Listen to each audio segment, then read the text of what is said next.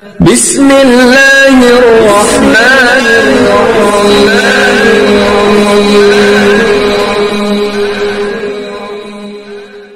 الحمد لله نحمده ونستعينه ونستغفره ونعوذ بالله من شرور أنفسنا ومن سيئات أعمالنا من يهده الله فلا مضل له ومن يضلله فلا هادي له ونشهد أن لا إله إلا الله وحده لا شريك له ونشهد أن سيدنا وحبيبنا ومولانا محمدا عبده ورسوله الذي أرسله بالحق بشيرا ونذيرا وداعيا إلى الله بإذنه وسراجا منيرا فقد قال الله تعالى في كلامه المجيد والفرقان الحميد أعوذ بالله من الشيطان الرجيم بسم الله الرحمن الرحيم وما خلقت الجن والإنس إلا ليعبدون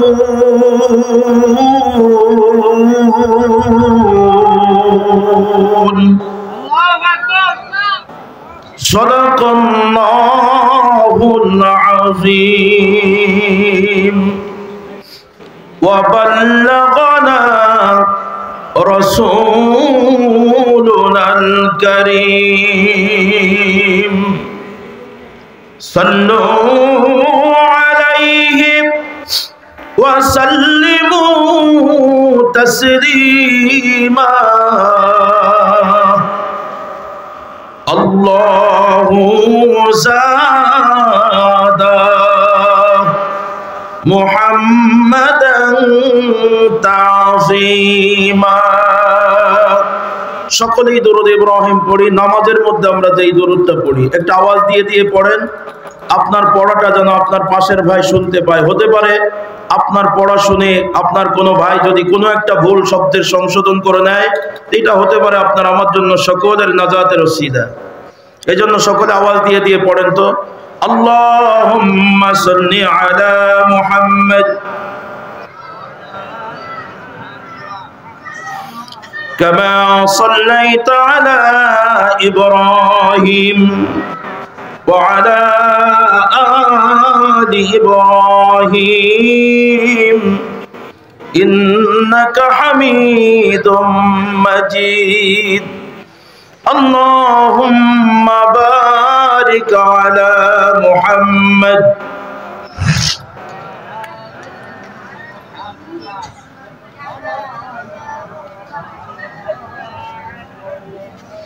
وعلى آل إبراهيم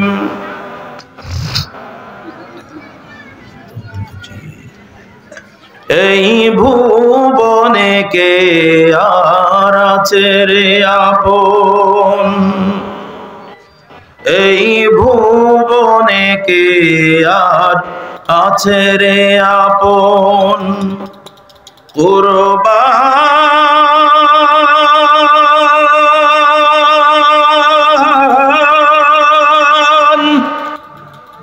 কুরবান করে দেব যারে জীবন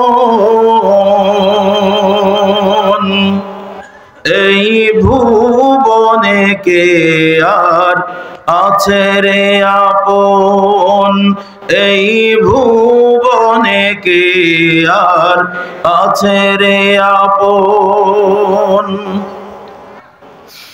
ধরায় এলাম আমি যারি দয়ায়, চলে যাব ফের তারি ইশারায়।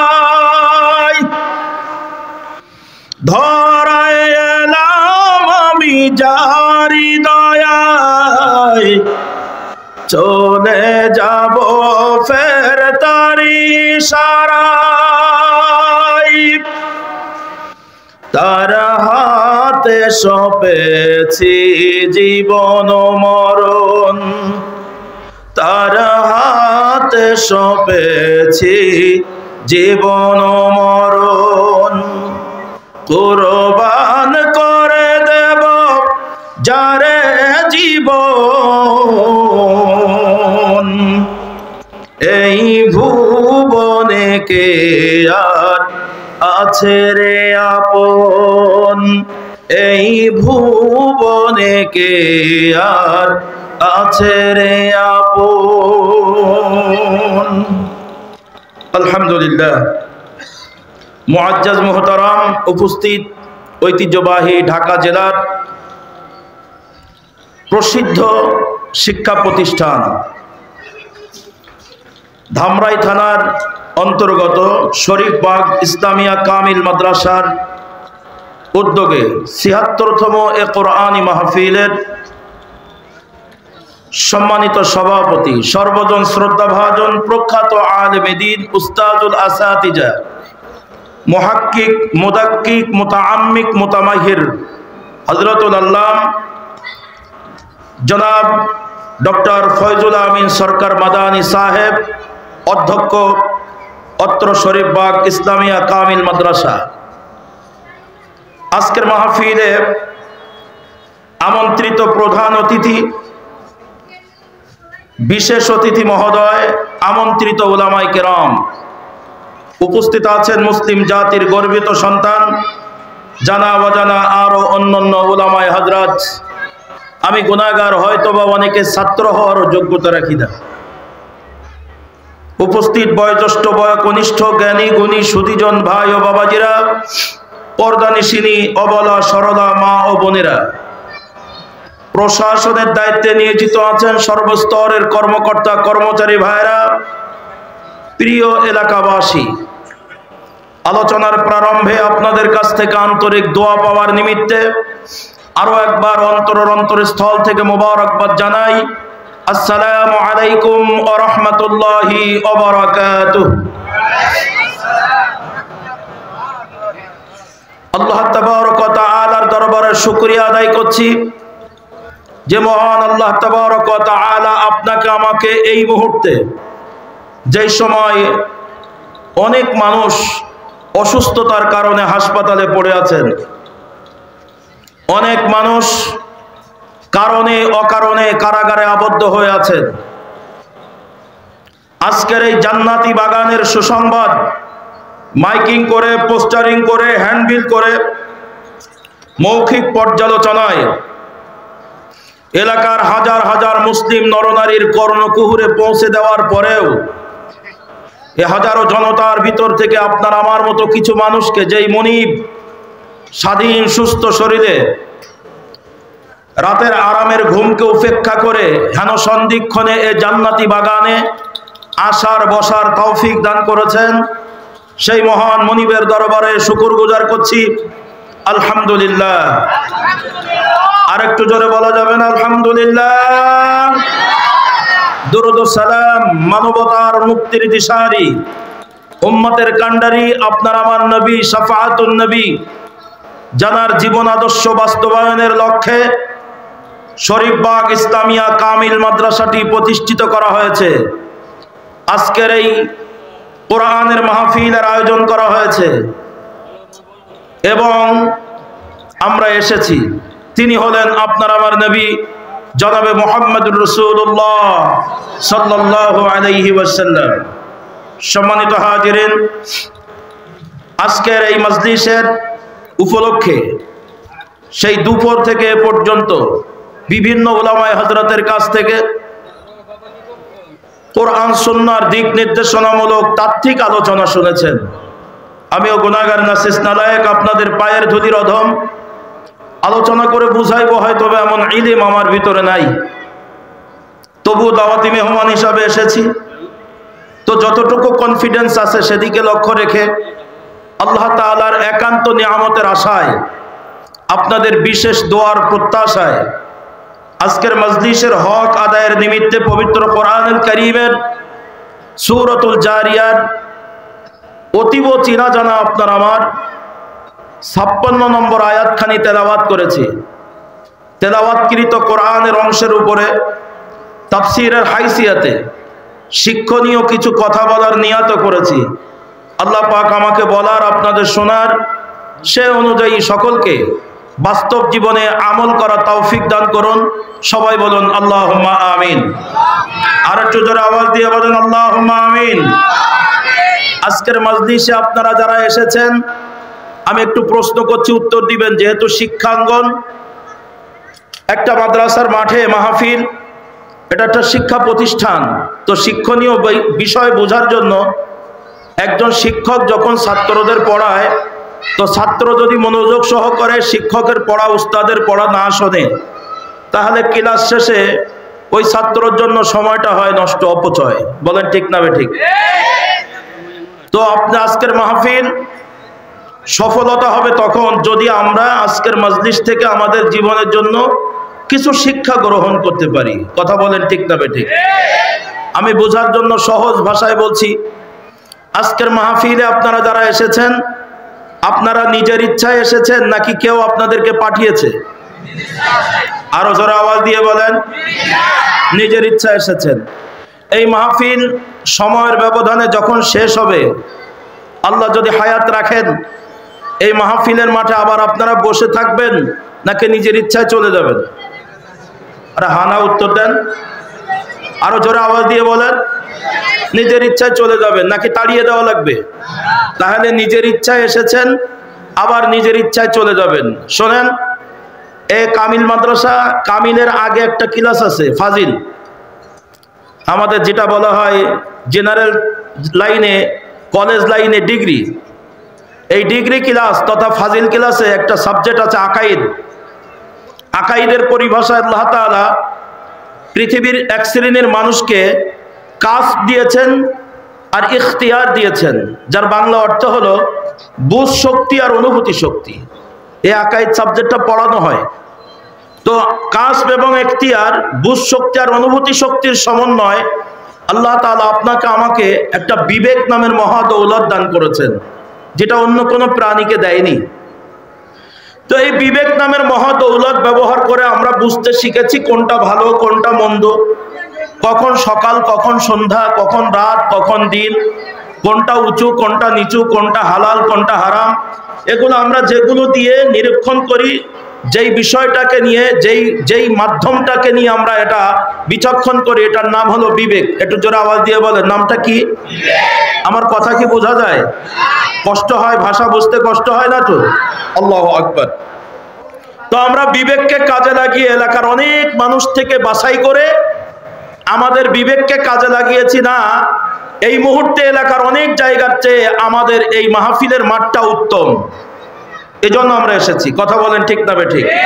আর যারা বিবেকটাকে সঠিক রাস্তায় ব্যবহার করতে পারে নাই, তারা এই মাহফিলের আওয়াজ শোনার পরেও এখনো আসে নাই। বাজার ঘাট, দুনিয়ার অনেক কিছু তাদেরকে গ্রেফতার করে রেখেছে। সম্মানিত হাজিরিন, তাহলে আবারও বলছি, আমরা মাহফিলে নিজের ইচ্ছায় এসেছি, আবার নিজের ইচ্ছায় চলে যাব। কথা ঠিক তো? 2 নম্বর প্রশ্ন, আরেকদিকে চলে যাচ্ছি। তাকান, এখান থেকে 100 বছর আগে আমরা এই পৃথিবীতে কেউ ছিলাম না। কথা সত্য না মিথ্যা? একটু জোরে আওয়াজ দিয়ে বলেন।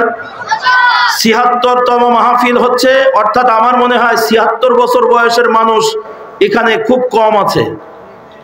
যারা আছেন, এই মাদ্রাসা যখন শুরু হয়েছে তখন আপনার কোনো জ্ঞানই শুরু হয়নি, আপনি কিছুই বলতে পারেন না। শোনেন, আজকের মজলিসে আপনারা যারা আছেন, আমরা এখান থেকে 100 বছর আগে কেউ ছিলাম না। কথাটা সত্য না মিথ্যা? একটু জোরে আওয়াজ দিয়ে বলেন, কথা ঠিক না বেঠিক? ঠিক। এখন পৃথিবীতে আমরা আছি না নাই? আরে কথা বলেন না কেন? অনেকেই কথা বলছেন না, অন্য গ্রহে আছেন মনে হচ্ছে। একটু জোরে বলেন, আমরা পৃথিবীতে আছি না নাই? আচ্ছা, এই পৃথিবীতে আমরা ছিলাম না, সময়ের ব্যবধানে যিনি আমাদেরকে পাঠিয়েছেন একটু বলুন তো তিনি কে? আরো জোরে আওয়াজ দিয়ে বলেন, তিনি কে? তাহলে মাহফিলে এসেছিলাম নিজের ইচ্ছায়, কিন্তু পৃথিবীতে এসেছি নিজের ইচ্ছায় না। কারণ পৃথিবীতে যখন এসেছিলাম তখন আমাদের বাক শক্তি, তখন আমাদের ইচ্ছা শক্তি কিছুই তৈরি হয় নাই। কথা বলেন ঠিক না বেঠিক? তাহলে যিনি আমাদেরকে দয়া করে মায়া করে এই সুন্দর পৃথিবীতে পাঠিয়েছেন, একটু জোরে আওয়াজ দিয়ে বলেন ঈমানের দাবিতে তিনি কে? আরো জোরে আওয়াজ দিয়ে বলেন, তিনি কে? আল্লাহ তাবারক ওয়া তাআলা। আবার সময়ের ব্যবধানে এই সুন্দর পৃথিবী, এ মায়ার পৃথিবী থেকে আমাদেরকে যিনি আবার নিয়ে যাবেন, একটু জোরে আওয়াজ দিয়ে বলেন তিনি কে? আল্লাহু আকবার। তাহলে পৃথিবীতে এসেছি আল্লাহ তাআলার দয়ায়, আবার চলে যাব ইচ্ছা মতো যেতে পারবো না। যখন আমাদের ইচ্ছা শক্তি কাজে লাগলেও যেতে পারবো না, যিনি আমাদেরকে নিয়ে যাবেন আরেকবার বলেন তিনি কে? মরণের ওই কথা কেন স্মরণ করো না, আজরাইল আসিলে পরে কোন কৈফিয়ত চলবে না। নাকি বলবেন ভাই আজরাইল একটু দাঁড়ান? আমার ভাইস প্রিন্সিপাল হুজুর অনেক দিন থেকে এই মাদ্রাসায় আছে, ওনার সাথে আমার খুব খাতির আছে, আমি 1 মিনিট কথা বলবো, সুযোগ আছে কি? নাই। তাহলে যখনই আপনার হায়াত ফুরিয়ে যাবে, আমরা জানি না কখন সেটা ফুরিয়ে যাবে, সেটা সকালে নাকি সন্ধ্যায়, রাতে নাকি দিনে, বাড়িতে নাকি মাদ্রাসায়, হাটে নাকি ঘাটে, কোথায় আমার হায়াত শেষ হবে আমরা কেউ জানি না। কিন্তু এই পৃথিবী, মায়ার পৃথিবী থেকে কেউ চলে যেতে চায় না। একটা গাছ লাগিয়েছেন বড় মায়া, একটা বাড়ি বানিয়েছেন বড় মায়া, সম্পদের পরে মায়া, স্ত্রীর পরে মায়া, মা বাবার পরে মায়া, সন্তানের পরে মায়া, বন্ধুর পরে মায়া। এই মায়ার পৃথিবী থেকে হঠাৎ করে আপনাকে আমাকে যে কোনো সময় চলে যেতে হবে। প্রশ্ন হলো, আল্লাহ তুমি আমাকে কেন তোমার ইচ্ছায় পৃথিবীতে পাঠাইলা? আবার সময়ের ব্যবধানে আল্লাহ আপনাকে আমাকে কেন এই মায়ার জায়গা রেখে চলে যাবেন, নিয়ে চলে যাবেন, এটা আমাদের জানার ইচ্ছা। তাহলে আল্লাহ তাআলা আপনাকে আমাকে এই মাঝখানের একটা অনির্দিষ্ট সময়ে এই পৃথিবীতে কেন পাঠাইলেন? নিশ্চয় একটা উদ্দেশ্য আছে। কথা আওয়াজ দিয়ে বলেন ঠিক না বেঠিক? আজকের মাহফিলে আপনারা যারা আছেন একটু লক্ষ্য করুন, আমার হাতে একটা ঘড়ি দেখা যায়।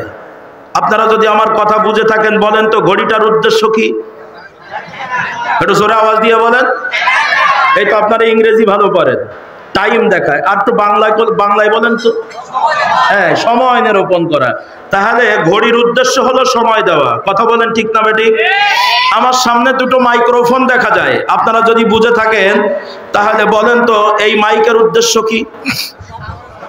একটু জোরে বলেন না। কবিগুরু রবীন্দ্রনাথ ঠাকুর বলেছিলেন, সহজ কথাকে সহজ দিয়ে বোঝানো যায় না। এ মাইকের উদ্দেশ্য হলো ছোট আওয়াজটাকে বড় করে দেওয়া। আমার ভাষা কি বোঝেন? মাইকের উদ্দেশ্য ছোট আওয়াজটাকে বড় করে দেওয়া। খেয়াল করেন, আজকের মাহফিলে অনেকগুলো লাইট দেখা যায়, এর ভিতরে সাংঘাতিক পাওয়ারফুল দুটো লাইট দুই দিক থেকে আমাদের চোখে এমন ভাবে মারছে, উদ্দেশ্য কি? একটু জোরে বলেন। শুধু আলো দেওয়া না, আলো দেওয়া হলে তো একটা দুটো হলে এনাফ ছিল, কিন্তু না, অধিক লাইট দেওয়ার উদ্দেশ্য হলো অন্ধকার দূর করে আলোকিত করা। প্যান্ডেলের ভিতরে যেন একজন মানুষ আরেকজন মানুষকে ক্লিয়ার চিনতে পারে। কথা বলেন ঠিক না বেঠিক? আমি লম্বা করব না, একদম সময় কম। আমি যে আয়াত পড়েছি ওই আয়াতটা বোঝার জন্য আপনার মন মিজাজটাকে একটু রিফ্রেশ করছি। তাকান, লাইট যদি আলো না দেয়, লাইটের মালিকের কাছে লাইটের কোনো দাম নাই, বরং লাইটটা সম্মানের জায়গায় থাকবে না, বরং লাইটের মালিক ওখান থেকে নামিয়ে বাড়ির ডাস্টবিন, ময়লা আবর্জনা যেখানে রাখা হয় সেখানে ফেলে দেওয়া হবে। একটু কথা আওয়াজ দিয়ে বলেন ঠিক না বেঠিক? এ মাইক যদি আমার আওয়াজ না নেয়, এ মাইকের মালিকের কাছে এটার কোনো দাম নাই। কারণ মাইক বানানো হয়েছে ছোট আওয়াজটাকে বড় করে দেওয়ার জন্য। মাইক যদি আমার আওয়াজ না নেয় তাহলে মাইকের মালিক এটা সম্মানের জায়গায় রাখবে না, এমন একটা স্টেজে দিবে না, বরং এটা ভাঙ্গাড়ির দোকানে ফেলে দিবে, ময়লা আবর্জনায় ফেলে দিবে। মালিকের কাছে এটা মূল্যহীন হয়ে যাবে। কথা বলেন ঠিক না বেঠিক? এই ঘড়িটা যত দামের হোক না কেন, ঘড়ি যদি সময় না দেয়, যেই উদ্দেশ্যে ঘড়িটা বানানো হয়েছে, ঘড়ি যদি তার উদ্দেশ্য পূরণ না করে, সময় না দেয়, তো ঘড়ির মালিকের কাছে এটা কোনো দাম নাই। এটা আমার হাতে থাকবে না, শোকেসে থাকবে না, আলমারিতে থাকবে না, বরং আমার সবচেয়ে নোংরা আবর্জনা যেই জিনিসগুলো ফেলানো থাকে, অপদার্থ জিনিসগুলো যেখানে ফেলানো থাকে, এ সময় না দেওয়ার কারণে ঘড়িটা সেখানে পড়ে যাবে।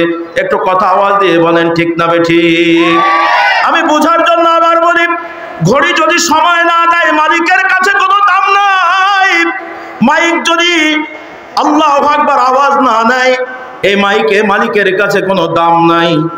ভাইজান, এই লাইট যদি আলো না দেয়, মালিকের কাছে লাইটের কোনো দাম নাই। কথা যদি বুঝে থাকেন একটা বার বলুন তো, আপনার আমার জীবনের মালিক কে? আর যারা আওয়াজ দিয়ে বলেন কে? আমাদের জীবনের মালিক। ভাই মাইকে গলা টানছে, আর একটু ক্লিয়ার করেন। সম্মানিত ভাইরা, আপনার আমার জীবনের মালিক আল্লাহ তাবারক ওয়া তাআলা। আপনার আমার মতো মানুষকে অকারণে তৈরি করে দেয় আল্লাহ তাআলা। আসমান জমিন লৌহ কলম, চন্দ্র সূর্য গ্রহ নক্ষত্র, আলো বাতাস, দিন রাত, নবমণ্ডল ভূমণ্ডলে যা কিছু বানিয়েছেন কোনো না কোনো কারণে বানিয়েছেন। তবে যেই মাখলুককে যেই কারণে বানিয়েছেন, সকল মাখলুক তার যথাযথ দায়িত্ব পালন করেই চলেছে। যেমন সূর্য আল্লাহ বানিয়েছেন আলো দেওয়ার জন্য, সূর্য তার সর্বক্ষণিক আলো দিয়েই চলেছে। আল্লাহ তাআলা আগুন বানিয়েছেন তাপ দেওয়ার জন্য, উত্তপ্ত করার জন্য। আগুন কোনোদিন বরফ দেয় না, আগুন তাপ দিয়েই চলেছে। আল্লাহ তাআলা আল্লাহু আকবার বাতাস বানিয়েছেন যেজন্য, বাতাস তার যথাযথ দায়িত্ব পালন করে চলেছে। আল্লাহ পানি বানিয়েছেন যেজন্য, পানি তার যথাযথ দায়িত্ব পালন করে চলেছে। শুধু তাই না, আমার আল্লাহ বলেন, সাব্বাহা লিল্লাহি মা ফিস সামাওয়াতি ওয়া মা ফিল আরদ। আসমান জমিনের মধ্যে আল্লাহ রাব্বুল আলামিন বলেন, আমি যা কিছু বানিয়েছি সর্বক্ষণিক আমার সব মাখলুকগুলো আমার তাসবিহ পড়ে, আমার প্রশংসা করে। আল্লাহ রাব্বুল আলামিন বলেন, আমি যে জন্য বানিয়েছি সবাই আমার উদ্দেশ্য পূর্ণ করে। সমগ্র মাখলুকের ভিতরে শুধুমাত্র দুইটা প্রাণী, দুইটা মাখলুক তাদের নিজের ইচ্ছায় তারা জীবন চালায়। আমি রব, আমার কথাটা তারা শতভাগ মানে না। তাদের মন চায় জিন্দেগি চালায়, আমি রব চায় জিন্দেগি চালায় না। আল্লাহ তাআলাকে মানে অতক্ষণ তাদের সুবিধা হয় যতক্ষণ। এই মাখলুক দুইটা হলো, একটা হলো জিন আর একটা হলো ইনসান তথা মানুষ। জোরে আওয়াজ দিয়ে বলেন কয়টা? কে কে? জিন এবং ইনসান। আরে ভাই বাংলায় বলেন মানুষ। যার নাম ইনসান কোরআনের ভাষায়, বাংলা ভাষায় তার নাম মানুষ। ইংরেজির দেশে যান, কোনো মানুষ খুঁজে পাবেন না, ইনসান খুঁজে পারবেন না, তারা বলবে হিউম্যান। এটা ভাষাগত পরিবর্তন। যার নাম ইনসান বাংলা ভাষায় তার নাম মানুষ, যার নাম মানুষ ইংরেজিতে তার নাম হিউম্যান, সব একই কথা। বোঝার জন্য সহজ করে, একটা হলো জিন আর একটা হলো ইনসান তথা মানুষ। এই দুইটা জাতি আল্লাহু আকবার সর্বক্ষণিক আল্লাহ তাআলার নাফরমানিতে ব্যস্ত আছে। এদের মনের চাহিদা মোতাবেক এরা জীবন যাপন করে। এজন্য মায়ের আল্লাহ তাবারক ওয়া তাআলা ডাক দিয়ে বলছেন, মা খালাকুতুল জিন্না ওয়াল ইনসা ইল্লা লিয়াবুদুন।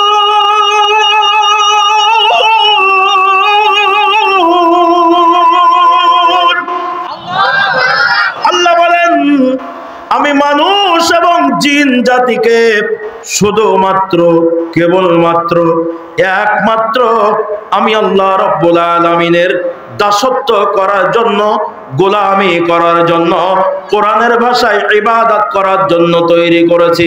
এটা সবাই জোরে আওয়াজ দিয়ে বলেন আল্লাহু আকবার।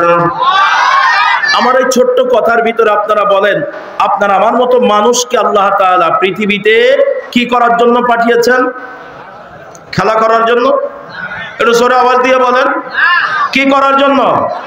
আরো জোরে আওয়াজ দিয়ে বলেন, কি করার জন্য?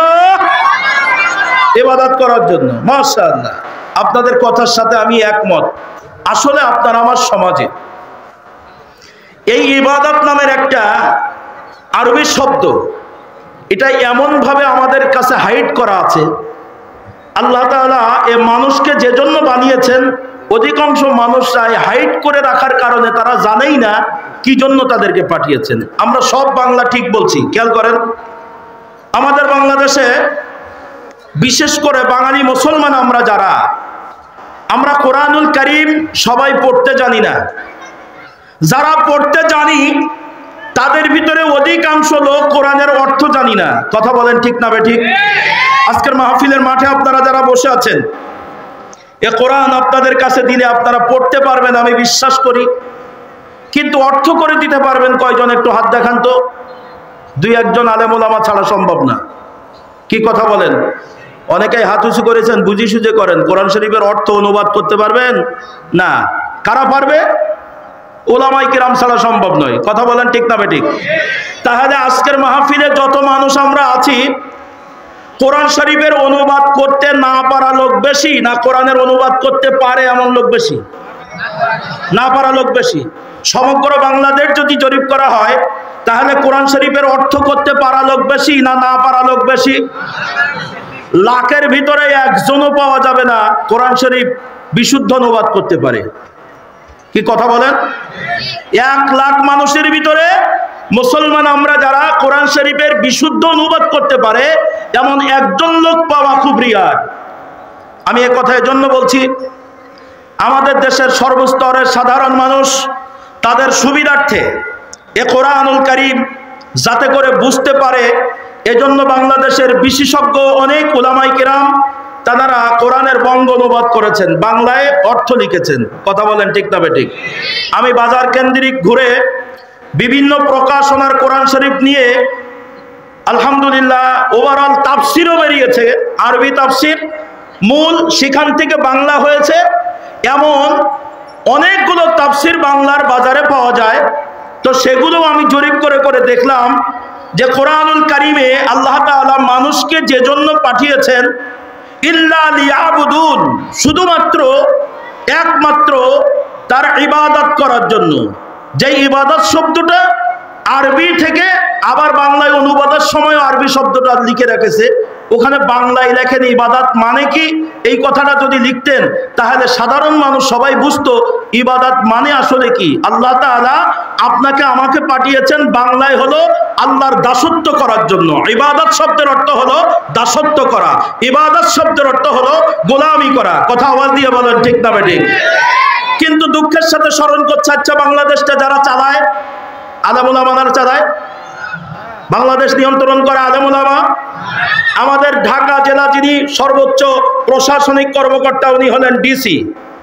এরপরে আসেন পুলিশের মধ্যে যারা আছেন এসপি, আপনার থানা পর্যায়ে আসেন ওসি, টিওনো, এসিল্যান্ড, এ ধরনের যে সমস্ত আল্লাহু আকবার মৎস্য কর্মকর্তা, এরা হলেন আমাদের একটা দেশ চালানোর জন্য একটা জেলাওয়ারি এরকম একজন দায়িত্বশীল ডিসি, এডিসি, এসপি, এএসপি, এরকম আপনার ওসি, টিওনো, এসিল্যান্ড, এই কয়েকটা মানুষের নাম বলছি। এ পর্যায়ে দেখেন এই বিশেষ করে ধরেন সচিব, আপনাদের গ্রামে রানিং সচিব আছে না? সচিব মহোদয় আছেন, ওনারা বাংলাদেশের প্রথম শ্রেণীর, বাংলাদেশটাকে চালানোর জন্য ওনাদের মেধা কাজে লাগে, ওনাদের ব্রেনটা কাজে লাগে। তো এই ধরনের যারা বাংলাদেশটা চালায়, পুলিশ অফিসার, আর্মি অফিসার, সেনা প্রধান, বিমান বাহিনীর প্রধান, নৌবাহিনীর প্রধান যারা আছে তাদের কাছে এ কোরআনুল কারীম আছে, তারা কোরআনুল কারীম পড়েন। আমার আগের বক্তা আজকের মাহফিলের সুযোগ্য বিশেষ অতিথি শেখ মুফাজ্জল হুসাইন মাদানী সাহেব, উনি অনেক গুরুত্বপূর্ণ কথা বলেছেন। যদি জান্নাত পেতে চান, পরকালে মুক্তি পেতে চান, এ কোরআনের শাফাআত যদি পেতে চান, তাহলে কোরআন অনুযায়ী আপনার আমার জীবন গড়তে হবে। কথা বলেন ঠিক না বেঠিক?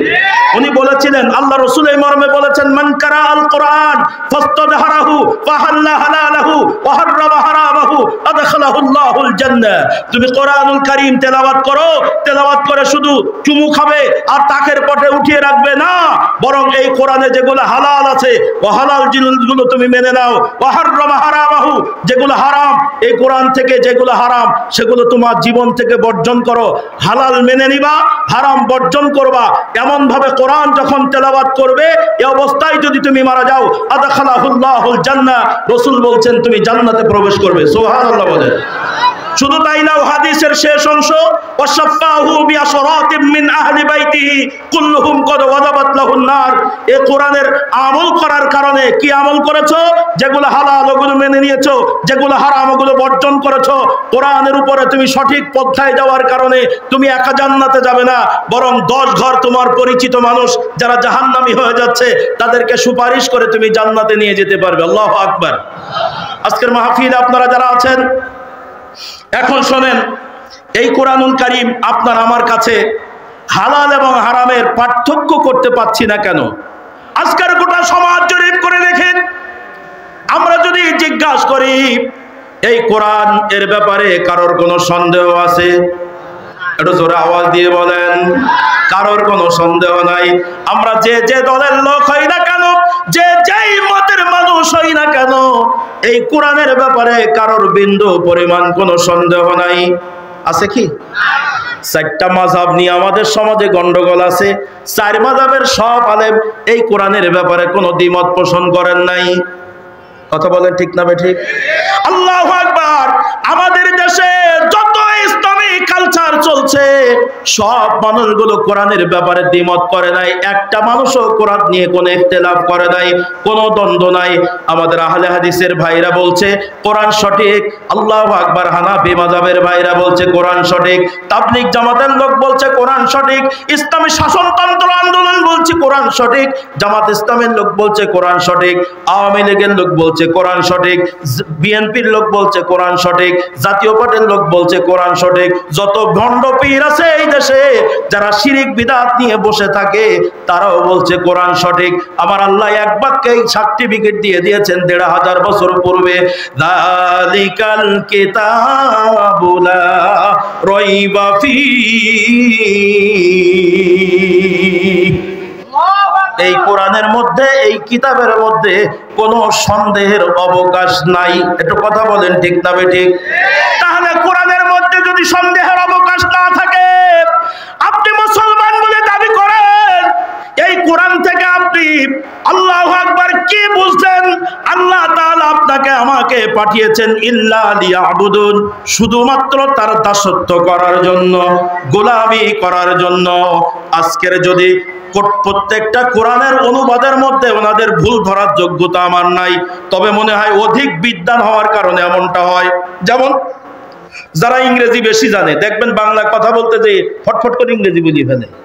এরকম আছে না? আরে কথা বলেন না কেন? আছে না নাই? আছে।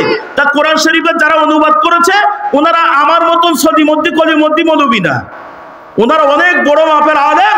তো ওনারা যখন অনুবাদ করেছেন তখন ঠিক একই ভাবে লিখছেন, মা খালাকতুল জিন্না ওয়াল ইনসা ইল্লা লিয়াবুদুন। আল্লাহ তাআলা মানুষ এবং জিন জাতিকে শুধুমাত্র তার ড্যাশ করার জন্য পাঠিয়েছেন। সবগুলো বাংলা ওই ড্যাশের জায়গায় কোরআন থেকে সেই আরবি শব্দটা উঠিয়ে দিয়েছে, ইবাদত করার জন্য পাঠিয়েছে।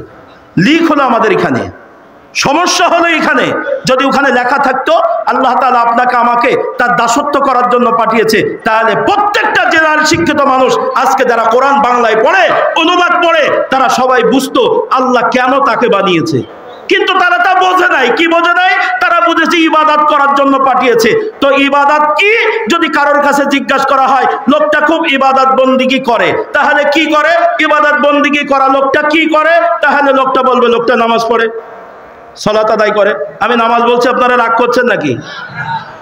সালাত আদায় করে। সালাত তো কোরআন শরীফের শব্দ। আমাদের প্রচলিত ভাষায়, আমাদের দেশে বাংলা ভাষাভাষী মানুষ, অধিকাংশ মানুষ এটাকে নামাজ বলে। কি কথা বলেন? তবে আমাদের দেশের কিছু বক্তারা এগুলো নিয়ে অতিরিক্ত কথা বলে। নামাজ বলবেন না, সালাত বলবেন, তাহলে ইনসান বলবেন, মানুষ বলবেন না। সব কথা তো আপনি আরবি বলতে পারবেন না। আপনার মনের ভাব প্রকাশ করার জন্য ওটা ব্যবহার করেন। আল্লাহু আকবার, বুঝার জন্য বলছিলাম। তো ইবাদত বন্দিগি বলতে আমাদের সমাজে লোকটা ইবাদত করে, তার মানে লোকটা সালাত আদায় করে, লোকটা সিয়াম আদায় করে, নামাজ পড়ে, লোকটা রোজা রাখে, লোকটা হজ করে, লোকটা যাকাত দেয়, লোকটা দান সদকা করে, লোকটা জিকির আজকার করে। এরকম 7 থেকে 8টা বিষয় আমি গবেষণা করে দেখলাম। গোটা কোরআনুল কারীমে আল্লাহ যত বিধিবিধান দিয়েছেন তার ভিতর থেকে 7 থেকে 8টা বিষয়কে আমাদের দেশের বাঙালি মুসলমান আমরা ইবাদত নামে বলি, আর বাকি আল্লাহর সব বিধানগুলো আল্লাহর হুকুম মনে করি। ওগুলো আল্লাহর হুকুম, আর এই 6-7টা হলো আল্লাহর ইবাদত। আমার কথা বোঝা যায়নি মনে হয়। ইবাদত নামের আরবি একটা ঝুড়ি বানিয়ে নিয়েছি। ঝুড়ি বোঝেন? ঝুড়ি, ইবাদতের একটা ঝুড়ি বানিয়ে নিয়েছি, ইবাদত নামের ঝুড়ি। যেমন বিসমিল্লাহ স্টোর, বিড়ি বিক্রি হয়। আরে কথা বোঝেন না কেন? দোকানের নাম কি? বিসমিল্লাহ। যেই দেখা যাচ্ছে কি টানছে? বিড়ি টানে। তাহলে এই নামটা মেটাল না, নামটা মূল বিষয় না, কার্যকারিতাটা বিষয়। ইবাদত নামের যেই শব্দটা, ওটার ভিতরে 6 থেকে 7টা থেকে 8টা বিষয় পাওয়া যায়। আমাদের সমাজে মানুষ এক শ্রেণীর মনে করেছে ইবাদত মানে হলো নামাজ, রোজা, হজ, যাকাত, জিকির আজকার, দান সদকা। এর বাইরের গুলোকে ইবাদত মনে করে না। কিন্তু ইবাদত মানে গোটা কোরআনুল কারীমের ভিতরে আল্লাহ রাব্বুল আলামিন যত বিধি বিধান দিয়েছেন, আল্লাহর পূর্ণাঙ্গ হুকুমগুলো মানার নাম হলো ইবাদত তথা দাসত্ব। জোরে বলেন ঠিক না বেঠিক? আজকের মাহফিলে আপনারা যারা আছেন একটু সবাই বলেন তো আমরা কার গোলাম? আরো জোরে বলেন। আচ্ছা, আল্লাহর গোলাম হওয়ার জন্য আল্লাহর হুকুম পরিপূর্ণ মানবেন নাকি আংশিক মানবেন? একটু জোরে বলেন না কেন? আল্লাহ বলছেন আমি তোমাকে পাঠিয়েছি আমার গোলামি করার জন্য। এখন গোলাম কাকে বলে? মালিকের কথা 100% যে লোকটা মানে তাকেই তো মালিকের গোলাম বলে। কথা বলেন ঠিক না বেঠিক?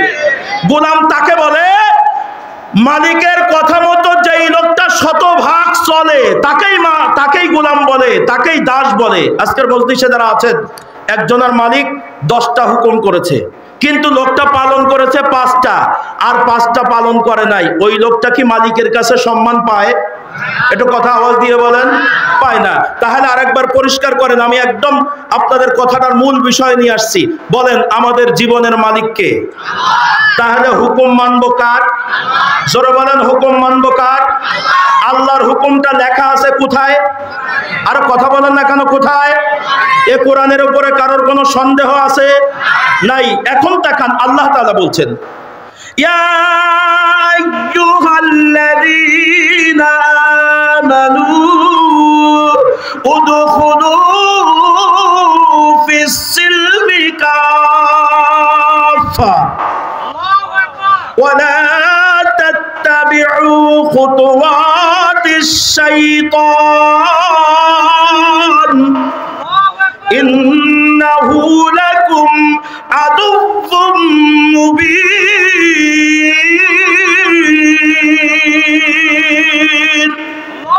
আল্লাহ বলছেন হে ঈমানদারেরা, আমার প্রিয় মানুষেরা, তোমরা পরিপূর্ণভাবে ইসলাম তথা কোরআন সুন্নাহর মধ্যে প্রবেশ করো। জোরে বলেন কার কথা? আল্লাহ বলছেন উদখুলু ফিস-সিলমি কাফা, পরিপূর্ণভাবে কোরআন সুন্নাহর মধ্যে প্রবেশ করো, নাকি আংশিক? একটু জোরে বলেন, পরিপূর্ণ না আংশিক?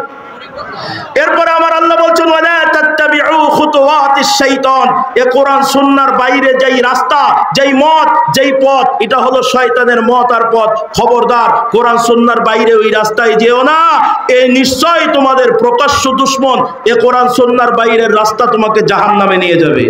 আজকের মাহফিলে আপনারা যারা আছেন, তাহলে বলেন আল্লাহর গোলাম হয়ে মরার জন্য এ কোরআনুল কারীম পরিপূর্ণ মানা লাগবে কি লাগবে না? আর একটু জোরে আওয়াজ দিয়ে বলেন। সম্মানিত হাজিরিন, আমি আমার সময়ের দিকে তাকিয়ে কথা বলছি, একটু লক্ষ্য করুন। আচ্ছা, আপনারা শয়তানের নাম শুনেছেন? আরে কথা বলেন না। আচ্ছা, ইবলিস আল্লাহর কয়টা হুকুম অমান্য করার কারণে শয়তান হলো? এটা আপনারা ভালোই জানেন। জোরে আওয়াজ দিয়ে বলেন কয়টা? আচ্ছা, হুকুমটা কি? কাকে সিজদা? আরো জোরে বলেন। এই কথাটাকে সহজকে আর একটু আপনাদের ব্রেনে ধরে রাখার জন্য 2 মিনিট কথা বলি। সিজদা দেওয়ার আগের কথা, এই ইবলিস হলো জিন জাতি। আল্লাহ তাআলা যত হুকুম করেছিল, এই জিন জাতির মধ্যে ইবলিস এত পরিমাণ পালন করেছে, বর্ণনার মধ্যে আসে এই জমিনের পৃথিবীর এমন কোনো জায়গা নাই যেখানে ইবলিস সিজদা দেয় নাই। তো আল্লাহ তাআলার শতভাগ হুকুম পালন করার কারণে ইবলিস জিন জাতির মধ্যে শ্রেষ্ঠ হয়ে গেল। উদাহরণ, ইবলিসের এত মেধা, এত তার স্মৃতিশক্তি, এত বুদ্ধি, এত জ্ঞান অর্জন করেছে, আল্লাহ তাআলা শেষ পর্যন্ত ইবলিসকে ফেরেশতাদের মাস্টার বানিয়ে দিয়েছে, শিক্ষক বানিয়ে দিয়েছে। এই মর্মে আল্লাহ তাআলা উপাধি দিয়েছিল মুআল্লিমুল মালাইকা, ফেরেশতাদের মাস্টার। কি কথা বোঝেন? এইটা 2টা জাতির হেড হওয়া এত সোজা না। আপনি এত বড় নেতা, আপনার বউ আপনার কথা শুনে না। আরে কথা বল না কে? আপনার এখানে যত লোক আছেন, আপনার বাড়িতে যদি 5টা লোক থাকে, 3 জন কথা শোনে আর 2 জন শোনে না। তার মধ্যে সামনে যারা শোনে, পেছনে যেই আপনার বিরোধিতা করে। কথা বলেন ঠিক না ঠিক? আর ইবলিস জিন জাতিরও সেরা, তার যোগ্যতা দিয়ে ফেরেশতাদের মাস্টার হয়ে গেছে। হাই সুবহানাল্লাহ! এত বড় বিজ্ঞ একজন জিন ইবলিস, আল্লাহ তাআলা সেই সময় বানাইল আদম আলাইহিস সালাতু ওয়াস সালামকে। বানানোর পরে আল্লাহ তাআলা বললেন আদমের কাছে সিজদা করো, মাথা নত করো। আদমকে শ্রেষ্ঠত্ব দেওয়ার জন্য আল্লাহ তাআলা অর্ডার করলেন, সকল প্রাণী সকলেই সিজদা করলো। ফাসাজাদু ইল্লা ইবলিস, শুধুমাত্র ইবলিস ছাড়া। তাহলে ইবলিস সিজদা করলো না, কি বললো আল্লাহর কাছে? আল্লাহ, আমি জিন জাতিদের হেড, আমি ফেরেশতা মণ্ডলীর মাস্টার। এখন যদি এই জিনের সামনে আমি আদমের কাছে মাথা নত করি, তাহলে আমার অস্তিত্ব, কর্তৃত্ব কমে যাবে। আমার জিন জাতি মনে করবে আমাদের মিস্টার ইবলিসের চেয়ে এই আদম সেরা। ইবলিসের কাছে, আদমের কাছে আদম, যেহেতু ইবলিস মাথা নত করেছে, ফেরেশতারা মনে করবে আমাদের মাস্টার ইবলিসের চেয়ে আদম সেরা, কারণ আদমের কাছে আমাদের মাস্টার মাথা নত করেছে। তাই ইবলিস তার অস্তিত্ব, তার কর্তৃত্ব, তার অহংকার, তার সিয়ার, তার দাপটকে রক্ষা করে রাখার জন্য আদমেরকে সিজদা করলো না। আর কোনো কারণ ছিল না। কথা আওয়াজ দিয়ে বলেন ঠিক না বেঠিক? আল্লাহ তাআলা এই একটা ছোট্ট হুকুমকে অমান্য করার কারণে দীর্ঘদিনের 1000 হুকুম পালন করার পরও আল্লাহ তাআলা তাকে বললেন শায়াতিন, তুই শয়তান, তুই রাজিম, তুই দূর হয়ে যা, তুই বিতাড়িত হয়ে গেলি। আজকের মজলিসে আপনারা যারা আছেন, আপনারা এই কথাটা জানেন। তাহলে বলেন, ইবলিস তার কর্তৃত্ব, অস্তিত্ব, তার সম্মান অক্ষুণ্ণ রাখার জন্য, মর্যাদার শিখরে থাকার জন্য আদমকে সিজদা করেনি, অর্থাৎ আল্লাহর হুকুমকে অমান্য করেছিল নিজের অস্তিত্ব ধরে রাখার জন্য। কথা আওয়াজ দিয়ে বলেন ঠিক না বেঠিক? প্রশ্ন হলো, ইবলিস যদি আল্লাহর একটা হুকুম যে কোনো কারণে অমান্য করার কারণে বিতাড়িত হয়ে যায়, শয়তান হয়ে যায়, তাহলে আজকের মাহফিলে আমরা যারা আছি, বলেন তো আল্লাহর গোলাম থেকে খারিজ হওয়ার জন্য, শয়তানের দলভুক্ত হওয়ার জন্য আল্লাহর কয়টা আইন অমান্য করলেই হয়? একটু জোরে বলেন, আরো জোরে বলেন। আজকের মাহফিলে আপনারা যারা আছেন, তাহলে এখন পরিষ্কার করেন, আপনারা আল্লাহর গোলাম নাকি শয়তানের গোলাম? আরো জোরে বলেন। কারা কারা আল্লাহর গোলাম একটু হাত দেখান তো। আমি দেখছি উপর থেকে কারো কারো হাত খাটো, বলছে হুজুর অর্ধেক আল্লাহর অর্ধেক শয়তানের। এই হাত উঁচু করে, একদম 2 হাত উঁচু করে দেন, 2 হাত উঁচু করে হাতের আঙ্গুলগুলো ফাঁকা করে দেন। আমার পরে শ্রদ্ধা ভাজন doctor professor doctor B M. Mafizur Rahman Al Azhari সাহেব বয়ান করবেন। আপনাদের স্পষ্ট হওয়ার জন্য জোরে আওয়াজ দেন, যারা আল্লাহর গোলাম জোরে আওয়াজ দেন, নারায়ে তাকবীর। আল কোরআনের আলো, আল হাদিসের আলো, কোরআন সুন্নাহ যেখানে, সুদ ঘুষ যেখানে, যেখানে, জিনা বিচার যেখানে, আলেম উলামা যেখানে, স্বৈরাচার যেখানে, বাংলার মুসলিম, ঢাকার মুসলিম, ধামরাইয়ের মুসলিম, শরীফবাগের মুসলিম, নারায়ে তাকবীর। হাত নামান। আর কোনদিন যাব না ওই আঙ্গিনায়, আর কোনদিন যাব না ওই আঙ্গিনায়, কোরআনের ডাকে যারা সাড়া দেয় না, নবীজির আদর্শ যারা মানে না, আর কোনদিন যাব না ওই আঙ্গিনায়। একটু জোরে আওয়াজ দিয়ে বলেন আমরা কার গোলাম? তাহলে আল্লাহর গোলাম হওয়ার জন্য কোরআনের পরিপূর্ণ বিধান মানবেন নাকি আংশিক মানবেন? আরো জোরে আওয়াজ দিয়ে বলেন। কিন্তু আমি এখন প্রমাণ করব আমরা বাংলাদেশের অধিকাংশ মানুষ আল্লাহর গোলামিতে আমাদের নাম নাই। আল্লাহ যেই জন্য বানিয়েছেন ইল্লা লিয়াবুদুন, শুধুমাত্র তার গোলামি করার জন্য। কিন্তু আমরা আল্লাহর গোলামি বাদ দিয়া নফসের গোলামিতে ব্যস্ত, শয়তানের গোলামিতে ব্যস্ত। তার প্রমাণ করব। আমার মায়ার আল্লাহ বড় মিজাজের সাথে ডাক দিয়ে বলেন, ওয়াকাদা রাব্বুকা আল্লা তা'বুদু ইল্লা ইয়্যা। আমি তোমার রব, আমি তোমার জীবনের মালিক। তোমাকে নির্দেশ দিচ্ছি আল্লাহ তা'বুদু ইল্লা ইয়্যা, একমাত্র আমি আল্লাহর গোলামি করবা, আমি আল্লাহর দাসত্ব করবা। ইল্লা ইয়্যাহু, অন্য কারোর গোলামি করবা না। কথা আওয়াজ দিয়ে বলেন কার কথা? আজকের মজলিসের মধ্যে যারা আছেন, আমাদের হাদিসের কিতাবের মধ্যে জাল জয়েব দিয়ে উলামায়ে কেরামের মধ্যে ইখতিলাফ আছে, কিন্তু গোটা কোরআনুল কারীম নিয়া কোন উলামায়ে কেরামের মধ্যে কোনো দ্বন্দ্ব। একটু জোরে আওয়াজ দিয়ে বলেন। তাহলে আসেন, যেই কোরআনে কোনো সন্দেহ নাই, দ্বন্দ্ব নাই, এই কোরআনের মতো একটা ফ্রেশ কিতাব, এই কিতাবটা আমাদের বাংলাদেশে, এই কোরআনটা বিশেষ করে আমাদের বাংলাদেশের কথা বলি, বাইরের দেশের কথা বলে লাভ নাই। আজকের আমরা মুসলমান, এই মাহফিলের মধ্যে আমরা যারা আছে, আমাদের কাছে কোরআনটা তিনটা ভাগ হয়ে গেছে। একটু জোরে আওয়াজ দিয়ে বলেন, এই কোরআনকে আমলের ক্ষেত্রে, মানার ক্ষেত্রে কয়টা ভাগ? আরে কথা বলেন, কথা বলেন, কয়টা? আপনারা কোনোদিন এ কথা শোনেন নাই, আজকে শুনে নেন। কারণ আমি আব্দুস সামাদ আজাদ, আমি কারোর মতো না, আমার মতো কেউ না। পরিষ্কার করে বলছে, শোনেন। আল্লাহ বলেন উদখুলু ফিস সিলমি কাফা, পরিপূর্ণভাবে কোরআন সুন্নাহর মধ্যে প্রবেশ করো। কিন্তু আজকে আমরা বাংলাদেশের মুসলমান বলে যারা দাবি করছে, এ কোরআনকে আমরা তিনটা ভাগে ভাগ করে নিয়েছি আমলের খাতিরে। আমার আগের বক্তব্য, আজকের মাহফিলের স্বনামধন্য বিশেষ অতিথি শায়েখ মুফাদ্দাল হুসাইন মাদানী সাহেব বলছেন, এ কোরআনকে যারা আমল করবে পূর্ণাঙ্গভাবে তারা জান্নাত পেয়ে যাবে। বড় মজার কথা, কিন্তু কোরআন তো আমরা পূর্ণাঙ্গভাবে আমল করতে পারছি না, পরিপূর্ণ কোরআন মানতে পারছি না। এ বাংলাদেশের জন্ম হয়েছে 54 বছর। আজকের মজলিসে আপনারা যারা আছেন একটু তাকান, জোরে বলেন বাংলাদেশের বয়স কত বছর? 54 বছর। এর আগে এই দেশটা বাংলাদেশ ছিল না, নাম ছিল কি?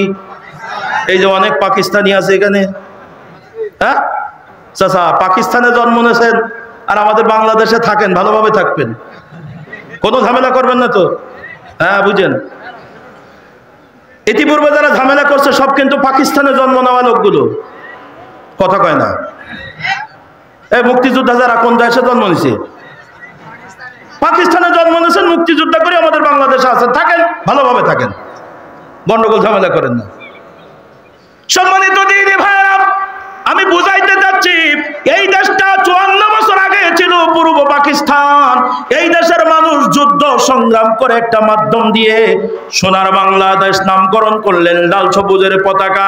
বড় কষ্টের সাথে বলছি, যখন বিদেশিদের আগ্রাসন ছিল, আল্লাহু আকবার, ব্রিটিশ শাসন করত, পাকিস্তান শাসন করত, সেই সময় আমাদের কোনো হাত ছিল না। কিন্তু সোনার বাংলাদেশটা যখন স্বাধীন হয়ে গেল, আল্লাহু আকবার, শতকরা 92% মুসলমান, শতকরা 92% মুসলমান। আমরা বলছি কোরআনে কোনো ভুল নাই, কোরআনে কোনো সন্দেহ নাই, কিন্তু কোরআন মানার ব্যাপারে, কোরআন আমল করার ব্যাপারে 3টা ভাগ সেই ব্রিটিশ করে গেল। পাকিস্তানে রয়ে গেল, বাংলাদেশ হওয়ার পরও পরিবর্তন হলো না, সেটাই রয়ে গেল। দুঃখের সাথে বলছি, এজন্য কোরআনটা 3টা ভাগ। নাম্বার 1, 1 নম্বর হলো ইবাদত নামের একটা ঝুড়ি। কোরআনের ভিতর থেকে ওই ইবাদতের ঝুড়ির মধ্যে ঢুকিয়ে রেখেছি নামাজ, ঢুকিয়ে রেখেছি রোজা, ঢুকিয়ে রেখেছি হজ, ঢুকিয়ে রেখেছি যাকাত, ঢুকিয়ে রেখেছি জিকির আজকার, যেগুলো আপনি করতেও পারেন, নাও করতে পারেন, স্বতন্ত্র। কষ্ট হয় আপনাদের? আল্লাহর হুকুম আমাদের বাংলাদেশে 3টা কায়দায় মানি। 1 নম্বর হলো ইবাদত, যার নাম ধরে নেন। 1 নম্বর নামাজ। নামাজ যদি আপনি পড়েন তো সমস্যা নাই, যদি না পড়েন তাও কোনো সমস্যা নাই। নামাজ যদি পড়েন, আপনার মা বাবার কাছে যেমন, নামাজ না পড়লেও আপনি তেমন। নামাজ না পড়লে আপনার বাবা কোনোদিন বাড়ি থেকে তাড়িয়ে দেয় না, আপনার মা কোনোদিন বাড়ি থেকে তাড়িয়ে দেয় না। নামাজ না পড়লে স্ত্রী কোনোদিন চলে যায় না, সন্তান কোনোদিন আব্বা বলা বন্ধ করে না। ওভারঅল আপনি যদি নামাজ পড়ার জন্য মসজিদ বানান, তা নামাজি লোকেরাও যেমন টাকা দেয়, বেনামাজি লোকও মসজিদের পক্ষে টাকা দেয়। কথা বলেন ঠিক না বেঠিক? আপনি যদি নামাজ পড়তে চান, আল্লাহর ঘর মসজিদ বানাবেন, আল্লাহু আকবার, সরকারের পক্ষ থেকে টাকা দেওয়া হয়, মসজিদ বানানোর জন্য টাকা দেওয়া হয়, তাহলে পারিবারিকভাবে শুরু করে রাষ্ট্রীয়ভাবে সব জায়গায় এই নামাজ আপনি আদায় করলে কোনো বাধা নাই। যদি কেউ নামাজ আদায় না করে, তবুও তার কোনো শাস্তি নাই। কথা বলেন ঠিক না বেঠিক? কোনদিন কি মসজিদ থেকে বলছেন যারা নামাজ পড়ে না, বেনামাজি মারা গেলে মসজিদের খাটিয়া দেওয়া হবে না? বলছেন? কোনদিন বলেন নাই আমাদের সমাজে যারা নামাজ পড়ে না, আমাদের ইমাম সাহেব বেনামাজির জানাজা পড়াবে না, এমনটাও কোনোদিন বলা হলো না। তাহলে বরং আমাদের সমাজে নামাজ হলো স্বতন্ত্র ভাবে আছে। কোরআনের এই বিধান তুমি মানলে মানো, না মানলে না মানো, যার নাম ইবাদত। কষ্ট হয়? সম্মানিত হাজিরিন, শুধু তাই না, একটা ছেলে বড় চাকরি করে, বড় ব্যবসায়ী, রাত 2টার সময় বাড়িতে এসে ঘুমিয়ে পড়েছে। ফজরের রক্ত যখন হয়ে গেছে, আসসালাতু খায়রুম মিনান নাওম, এই শব্দ শোনার পরে বৃদ্ধ বাবা উঠে মসজিদে যাচ্ছে আল্লাহু আকবার ফজরের নামাজ পড়ার জন্য। এমন সময় মা জননী ডাক দিয়ে বলছে, শোনো, দরজা আস্তে করে খুলো, আমাদের মাসুদ কিন্তু মাত্র এসে ঘুমাইলো, খবরদার যেন মাসুদের ঘুম না ভাঙে। তাহলে আমার বাড়ির আমার মা নিজে নামাজ পড়তে উঠলো, আমার বাবা নামাজে গেল, আবার ওই বাড়ির ছেলেটাকে নামাজ যেন না পড়ে, নামাজ খবরদার যেন ঘুম না ভাঙে, এই মর্মে কাজ করলো। তাহলে ইবাদতের ঝুড়ির মধ্যে যেই জিনিসগুলো পাচ্ছে, এটা হলো আমাদের সমাজে স্বতন্ত্র। তুমি মানলে মানো, না মানলে না মানো, কোনো সমস্যা নাই। একটু কথা আওয়াজ দিয়ে বলেন ঠিক না ঠিক? কোরআনকে 3টা ভাগে ভাগ করে নিয়েছে, এজন্য বললাম। এইবার আসেন, রমজান মাস আসলে পরে রোজা রাখা, একটু জোরে আওয়াজ দিয়ে বলেন কার হুকুম? আপনি যদি রোজা রাখেন তাহলে ভালো কথা, রোজা যদি না রাখেন কোনো সমস্যা নাই, পারিবারিকভাবে সমস্যা নাই, রোজা রাখলেও সমস্যা নাই, না রাখলেও সমস্যা নাই। বরং একটা লোক যদি হাড় ভাঙা পরিশ্রম করে, মাটি কাটার কাজ করবে, শ্রমিকের কাজ করবে, লিবারের কাজ করবে, সাহারি খাওয়ার সময় স্ত্রী উঠে সাহারি খায় আর স্বামীকে বলে, তুমি খবরদার উঠো না, ঘুম পড়ো, সকাল কিন্তু তোমার কাজ আছে। কথা কয় না? বরং স্ত্রী সকালের রান্না করে খাবারটা স্বামীকে দিয়ে দেয়। তাহলে দুনিয়ার স্বার্থে একটা স্বামী রোজা রাখছে না, ওই বাড়িতে স্ত্রীর রোজা রাখছে। শুধু তাই না, এটা মাদ্রাসার মাহফিল, প্রতিষ্ঠানের মাহফিল, তাই বলছে শোনেন, আমাদের সমাজে অনেক যোগ্য মা আছে, সন্তানের জন্য দোয়া করে, আল্লাহ আমার ছেলে যেন পরীক্ষায় ভালো ফলাফল করে। কিন্তু পরীক্ষার আগে এসএসসি পরীক্ষা, আল্লাহু আকবার, দাখিল পরীক্ষা, আলিম পরীক্ষা, অনার্স পরীক্ষা, এমন সময় মা ডাক দিয়ে বলে, বেটা রে, রোজা রাখা লাগবে না, তুমি ঘুমাও, তোমার পড়ালেখা করতে হবে, তোমার পরীক্ষা আছে। তাহলে আমার মা মুসলিম, আমার মা রোজা রাখলো, আর আমার সন্তান পরীক্ষার্থী, সেই সন্তানকে রোজা রাখতে বন্ধ করলো, তার মানে আমার মায়ের কাছে এই আল্লাহর হুকুমটা এত গুরুত্ব বহন করে না, আমাদের কাছে এত গুরুত্ব বহন করে না। তুমি রোজা রাখলে রাখো, না রাখলে না রাখো, এটা কোনো সমস্যা নাই। সমাজ থেকে একটা বার বলা হলো না যেই লোকটা নামাজ পড়ে না, যেই লোকটা রোজা রাখে না, তার কোনো টাকা মসজিদে নেওয়া হবে না, যেই লোকটা নামাজ পড়ে না ওই লোকটার ইফতারি মসজিদে নেওয়া হবে না, এমন কোন শাসন আপনার আমার সমাজে। তাহলে ইবাদত নামের যেই ঝুড়ি বানিয়ে রেখেছি ওটা হলো আমাদের সমাজে স্বতন্ত্রভাবে আছে। আমি লম্বা না করে ছোট করছি, আল্লাহর আর একটা হুকুম যেটাকে আমরা ইবাদত মনে করে, শুধুমাত্র আল্লাহর হুকুম মনে না করে ইবাদত মনে করে বসে আছে আরবি শব্দ নিয়া। ওই গণ্ডির মধ্যে যেন কলুর আল্লাহু আকবার, ওই কলুর বলদের চোখ বাঁধার মতো আমরা বসে আছি। যেমন আল্লাহু আকবার হজ, একটু বলেন হজ করা, জোরে বলেন কার হুকুম? আরো জোরে আওয়াজ দিয়ে বলেন। হজ করা আল্লাহর হুকুম, তবে এটা কি প্রতি বছর আপনার উপরে ফরজ? তাহলে কয়বার? কতদিনে? জীবনে। জীবনে একবার ফরজ আল্লাহর হুকুম হজ, যেটা ইবাদতের ঝুড়ির মধ্যে পাওয়া যায়। আমার ভাইজান, এই হজ যদি আপনি পালন করেন সমাজের মানুষ আপনাকে বাহবা দেয়। শুধু ভাইজান, শুধু তাই না, প্রশাসন থেকে, থানা থেকে পুলিশ আসবে আপনাকে ইনকোয়ারি করার জন্য। আপনি হজে যাবেন, বলে হ্যাঁ, বলে আব্দুর রহমান চাচা আপনি তো হজে যাবেন, পুলিশ বলছে আমার জন্য দোয়া করবেন। আল্লাহু আকবার, বাবার আইডি কার্ড, নিজের আইডি কার্ড সবগুলো মিলাইয়া আপনি হজে যান, কোনো সমস্যা নাই। পুলিশে পারমিশন দিল, শেষে যাওয়ার সময় বললে 1000 টাকা দেন। কথা কয় না? আরে ভাই, পুলিশে 1000 টাকা নিল বটে, কিন্তু হজ করতে অনুমতি দিল না, বন্ধ করলো। অনুমতি দিল, দোয়া চাইলো, তাহলে পুলিশ বলছে হজ করতে যান, সমস্যা নাই। এখন সরকার বলছে এ ধামরাইয়ের লোক, শরীফবাগের লোক, তোমার ফ্লাইট শিডিউল যদি বাতিল হয় তোমাদের আল্লাহু আকবার হোটেলে থাকা লাগবে না, তোমাদের রাস্তায় থাকা লাগবে না। এয়ারপোর্টের সামনে আশকোনায় বিরাট বড় হাজি ক্যাম্প বানিয়ে রেখেছে বাংলাদেশের সরকার, কোটি কোটি টাকা খরচ করে হাজি ক্যাম্প বানিয়ে রেখেছে হাজিদের সেবা দেওয়ার জন্য। দেখেন, সরকারও হজের পক্ষে আছে। আপনি হজ করতে গেলে সরকার বাধা দিচ্ছে না, বরং সহযোগিতা করছে।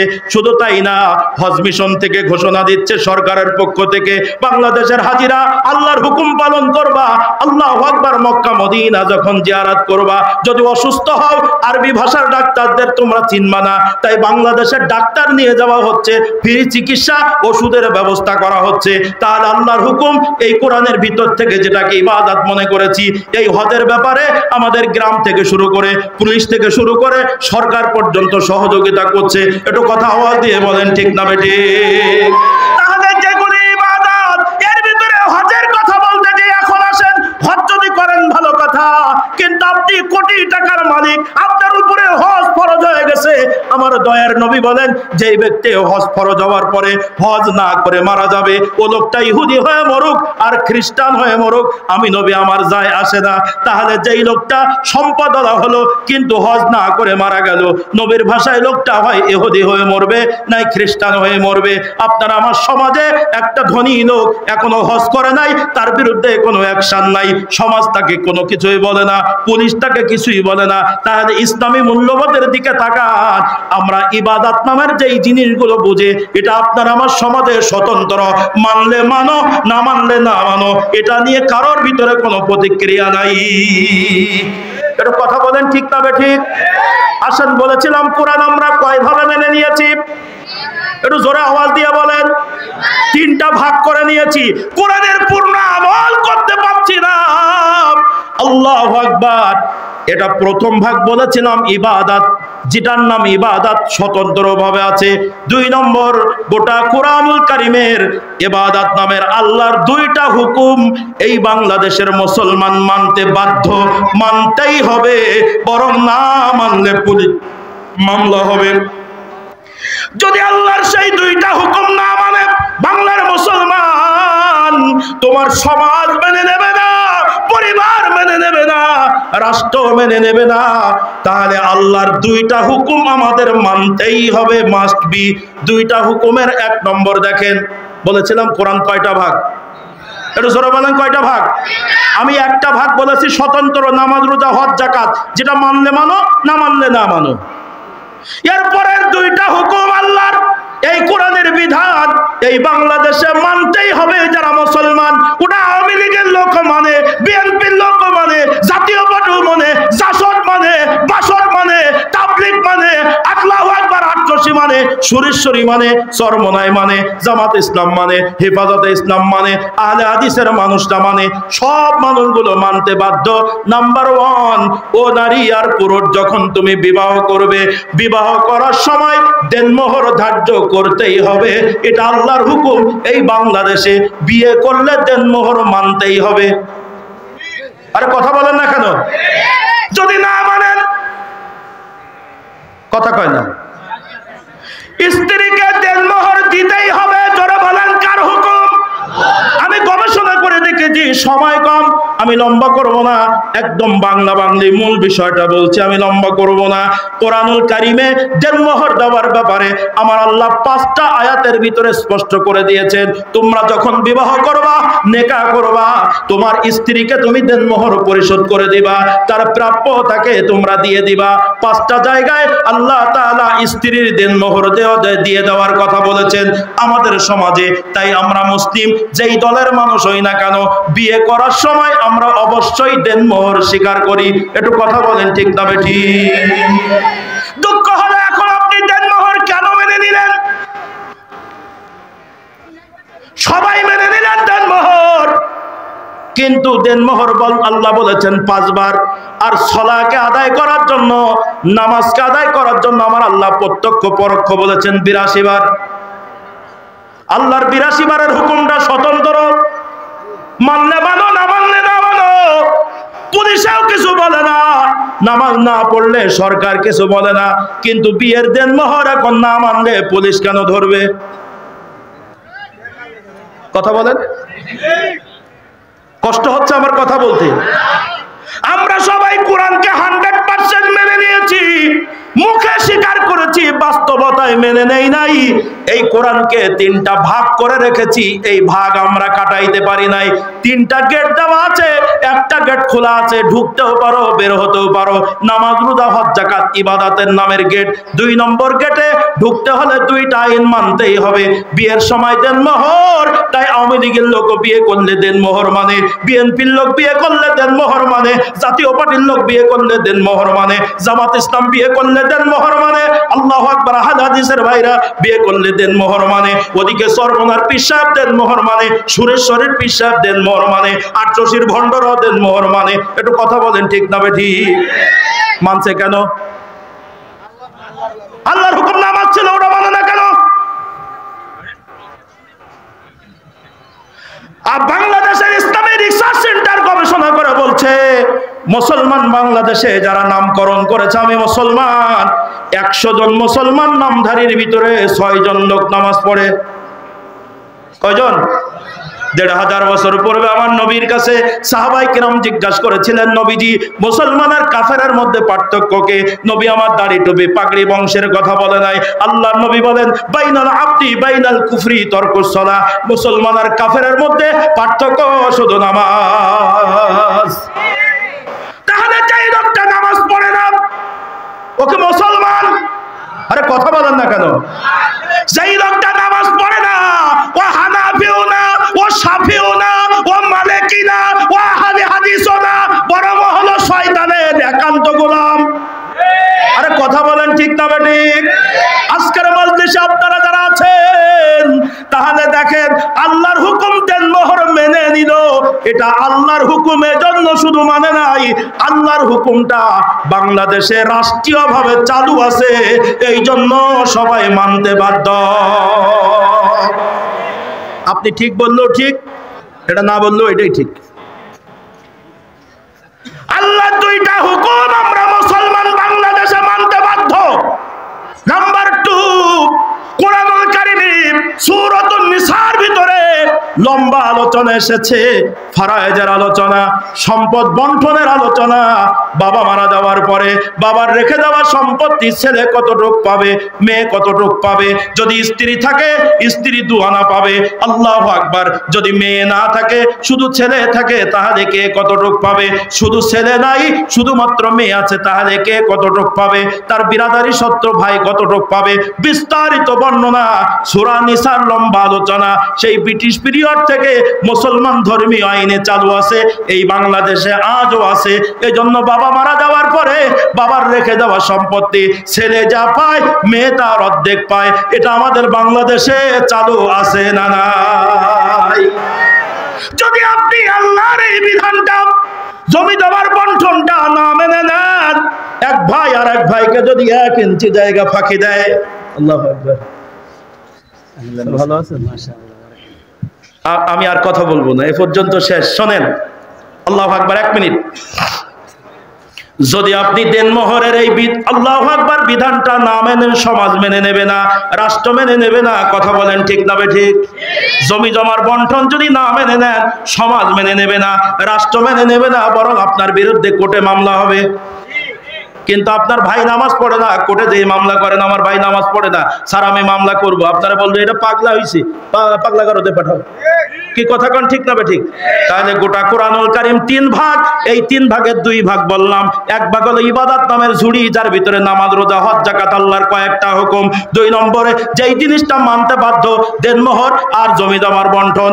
এই ছাড়া বাকি গোটা কোরআনুল কারীমে যত বিধিবিধান আছে, অধিকাংশ বিধানগুলো এই বাংলার মুসলমান আল্লাহর গোলাম বলে দাবি করেছেন। যে আল্লাহ বলেছেন ইল্লা লিয়াবুদুন, শুধুমাত্র আমার গোলামি করার জন্য পাঠিয়েছি। আপনি যত বড় পীর বুজুর্গ হন, যত বড় শাইখুল হাদিস হন, যত বড় মুহাদ্দিস হন, যত বড় মুফাসসির হন, যত বড় যেই হন না কেন, আল্লাহর বাকি হুকুমগুলো বাংলার জমিনে এখনো মানার মতন পরিবেশ হয় নাই। আপনি মানতে পারবেন না, বরং নামাজ আল্লাহর বিধান, মসজিদের মধ্যে আল্লাহর বিধান মেনে নিয়েছেন, কিন্তু সামাজিকভাবে আল্লাহর বিধানগুলো মানতে পারবেন না। আল্লাহু আকবার। রোজা মেনে নিয়েছেন, কিন্তু বিচার ব্যবস্থা কোরআনের এখনো মানতে পারবেন না। বরং আল্লাহর বাকি বিধানগুলো, বাকি হুকুমগুলো যদি মানতে চান, মানার জন্য চেষ্টা করেন, এখনো মুসলমানের দেশে আপনার নামে মামলা হবে, আপনার নামে হামলা হবে, আপনাকে কারাগারে থাকতে হবে, ওভারঅল ফাঁসির কাস্টেও ঝুলতে হবে। এবং হয়েছে, কথা আওয়াজ দিয়ে বলেন ঠিক না ঠিক? সুতরাং আজকের মজলিসে আপনারা যারা আছেন, আল্লাহর গোলাম হয়ে মরার জন্য এই কোরআনের একটা বিধান কেউ পাশ কাটানোর সুযোগ, একটু জোরে বলেন। তাহলে শতভাগ সকল গেট, সকল কিছু বেড়া জাল উচ্ছিন্ন করে দিয়ে গোটা কোরআনুল কারীম 100% মানব। এই বাংলার জমিনে চোরের বিচারটা কোরআন দিয়ে হবে, জিনার বিচার কোরআন দিয়ে হবে, হত্যার বিচার কোরআন দিয়ে হবে।